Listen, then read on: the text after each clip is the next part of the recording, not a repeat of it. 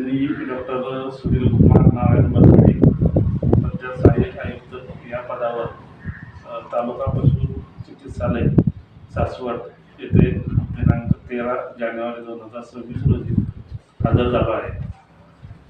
यापूर्वी माझी नोकरीची सुरुवात खेड जिल्हा रत्नागिरी येथे झाली। त्यानंतर 2000 ते 2025 पर्यंत मी सातारा जिल्ह्यामध्ये विविध ठिकाणी कार्यरत होतो आणि आत्ता शासनाच्या आदेशानुसार माझी पदोन्नती पशुधन विकास अधिकारी या पदावरून पदोन्नती होऊन सहाय्यक आयुक्त या पदावर इथे हजर झालो आहे। पूर्वी हा दवाखाना श्रेणी 1 दवाखाना होता, त्याचं अपग्रेडेशन होऊन आता तालुका पशु चिकित्सालय असं झालेलं आहे आणि इथं पूर्वी पशुधन विकास अधिकारी कार्यरत होते, त्या ठिकाणी सहाय्यक आयुक्त या पदाची निर्मिती झाली आहे। सासवड कार्यक्षेत्रातील पशुपालकांना सेवा देण्यासाठी आत्ता पशु चिकित्सालयामार्फत एक्सरे, सोनोग्राफी, विविध तपासणींचे मशीन सर्व इथं उपलब्ध झालेले आहे।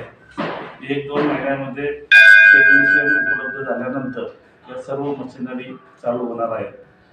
तरी सासवड आणि सासवड परिसरातील सर्व पशुपालकांनी या पशु चिकित्सालयाचा फायदा घ्यावा ही नम्र विनंती।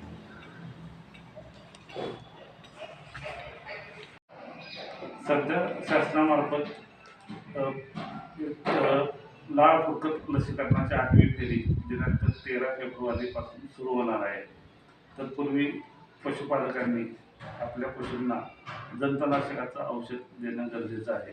जंतुनाशकाची औषधे सासवड तालुक्यातील प्रत्येक दवाखान्यामध्ये उपलब्ध झाली असून सर्व पशुपालकांनी आपल्या जनावरांना 13 फेब्रुवारीपूर्वी जंतुनाशकाची औषधे घ्यावीत आणि ते केल्यानंतर लाळ फुकट लसीकरण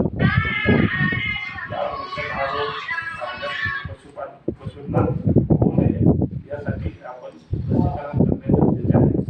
लसीकरण करताना केंद्र शासनाच्या मार्गदर्शक सूचनेनुसार राष्ट्रीय पशुधन ॲप आहे, त्या ॲपवर नोंदणी करणे आवश्यक आहे।